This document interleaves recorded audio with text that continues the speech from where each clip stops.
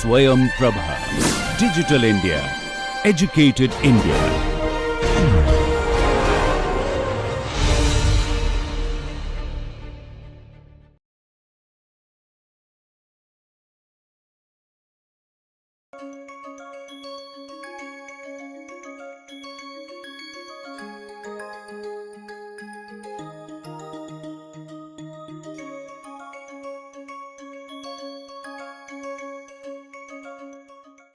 If we compare the role of HR function on the template of business scorecard, we can see what are the different aspects of the performance of HR which will result into the different forms of success of the organization. We must recognize that success of the business organization is not only financial in nature. Success of the business organization is also about the success of their customers. Are they satisfied or not? Is the offering service or product is making their customer successful? Is it enhancing its well-being?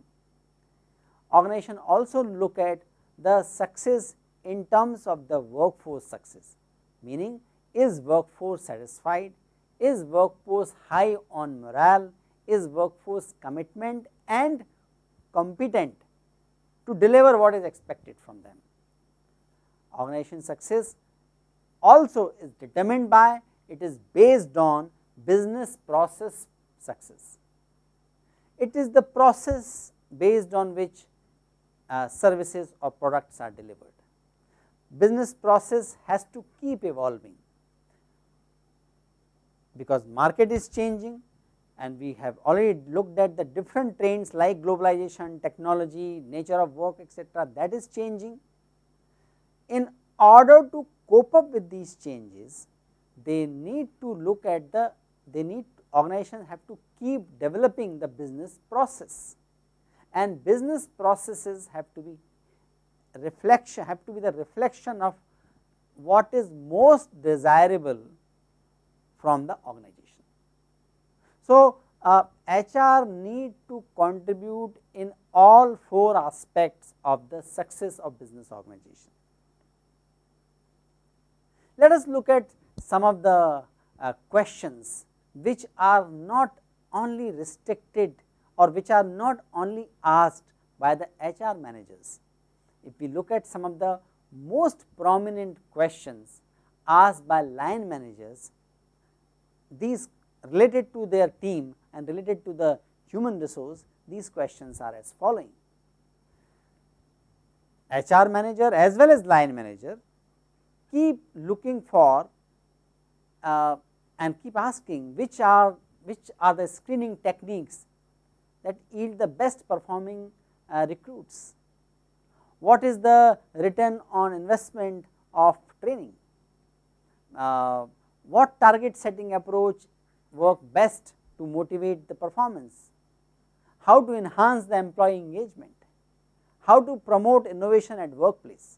How to build positive climate at workplace? How to make people to behave in a safe manner? How to prepare leaders to inspire their team members? How to ensure that people follow systems, processes, norms, corporate governance related or ethics related at workplace? These questions are the one which takes maximum attention of the HR function, but these questions are not only of the HR functions, these questions are of all line managers as well. And if you think this sounds too academic, you must look at least these 2-3 there are many studies. Here we have incorporated only 2 studies. One study was commissioned, very large study commissioned by the Ernst & Young to look at the impact of HR processes or robustness or maturity of HR processes, and we will talk about maturity of the processes little later in the form of the competency maturity model. But this Ernst & Young study looked at the different intangible factors related to morale, related to motivation, leadership, leadership role modeling, etc. So these intangible things which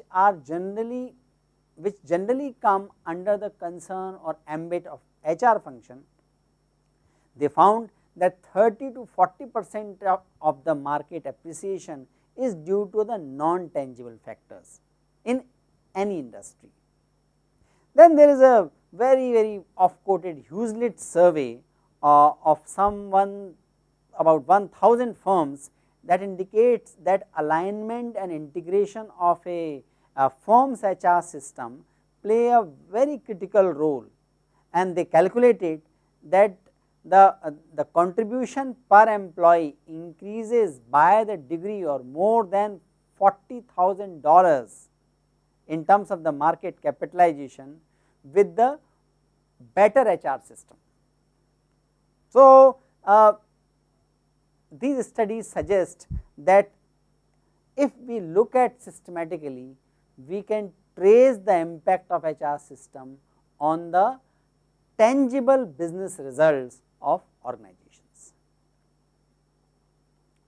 And what are the results of poor HR practices? A poor HR practices may result in hiring the wrong person for the job, experiencing high employee turnover, have your people not doing their best, not giving their best, people wasting time with useless interviews, meetings, etc. Have your company in court because of the discriminatory action if we do not follow the rules and regulations which HR's responsibility is. Have your company cited by labor inspectors for unsafe practices. Ensuring safety is one of the most important functions of HR, particularly in the manufacturing setting. Have some employees think their salaries are unfair and unequitable relative to others in the organization, so they will they will not perceive their organization just. Allow a lack of training to undermine your department's effectiveness, and it may also result in committing any unfair labor practices. We can further examine what are the financial implications of these HR these results. For example, hiring the wrong person for the job. We can imagine the financial implication of a wrong hire.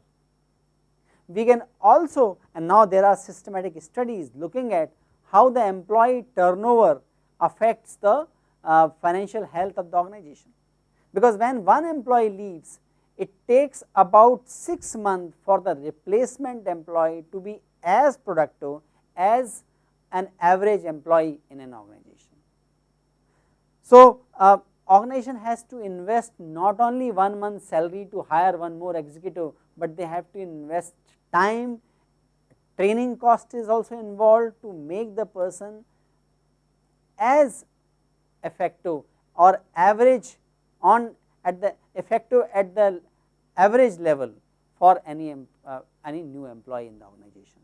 Likewise, we can look at the financial implication of people not giving their best, people wasting time, the financial implication involved in the lawsuits because of discriminatory practices or because of the poor industrial relation practices. Likewise, so result of poor HR practices are very horrible. No organization would like to have these things, to experience these situations in their functioning. I will be giving few examples of some of the organizations which have very beautifully connected strategy and HR function. So, first example comes from AT&T. AT&T's Human Resource Leadership Council is a very interesting body within their organization. This is an interdisciplinary body which is comprises of the members from the corporate executives, HR, strategic business unit, production, delivery, business support, so on and so forth. So, they are kind of the microcosm representing the macrocosm called AT&T, and this leadership council focuses on the long term strategic HR issues. So, HR issues are not only examined by the HR function, it is being examined by the microcosm of the organization, and Corporate Strategic Planning Council is also work closely with the Leadership Council.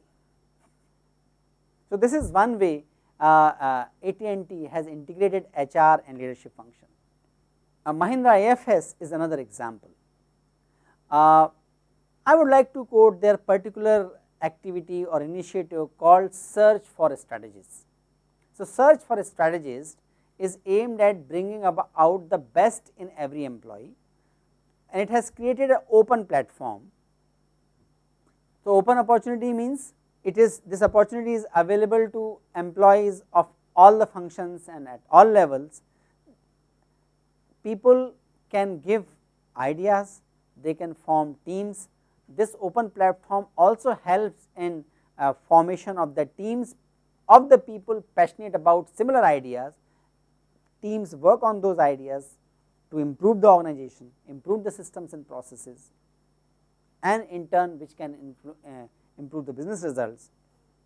They present the ideas to the senior management, and through Search for a Strategist, the name of the process, the employees are encouraged to look at the problem from the business perspective, of course not only from the individual perspective or departmental perspective, and give important solutions. Giving the strategic perspective and proposing innovation in systems, processes and offerings which can be valuable from the strategic perspective of the organization.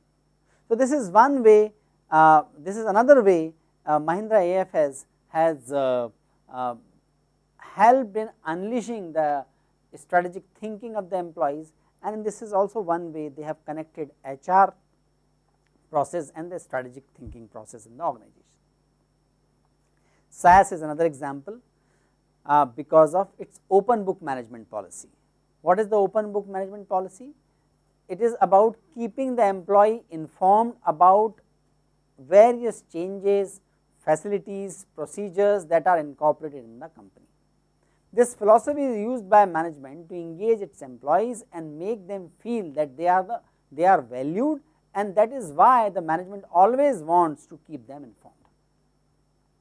One more advantage of this is that it generates an open line of the communication in contrast to the traditional top down communication, and that makes the employee more organization friendly. This also gives all employees an opportunity to raise and express their concern.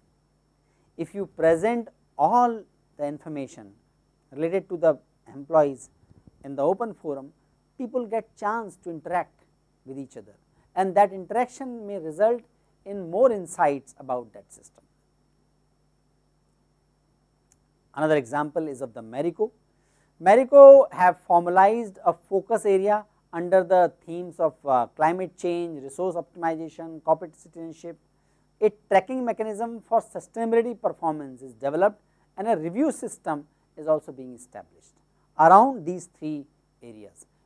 We can take example of Bon-Ton chain, which has more than 280 department stores in USA, that leverage its data to identify attributes that make the cosmetics sales representative more successful. What they found is the cognitive ability and the situational judgment and initiative taking. These are the most important attributes of the sales executives or sales representatives in the organization. This is the result of a thorough analysis of the data, which is now possible with the availability of many softwares related to analytics. So, they calculated that there is an increase of the $1,400 in sales per representative per month and 25% lower turnover if they focus more on these three things. So, we have looked at some of these examples where strategic concerns or strategic objectives or strategic thinking of the organization was beautifully converged or integrated with the HR function.